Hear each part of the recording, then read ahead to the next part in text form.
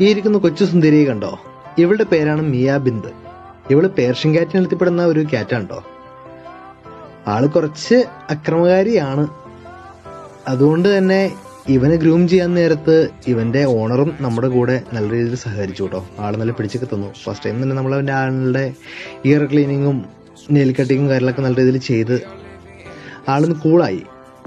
എന്നാലും ഏത് സമയം വേണേലും ആള് നമ്മളെ കൈ വെച്ച് അടിക്കാനും കാര്യങ്ങളൊക്കെയുള്ള സജ്ജായിട്ടാണ് ഇരുന്നിരുന്നത്.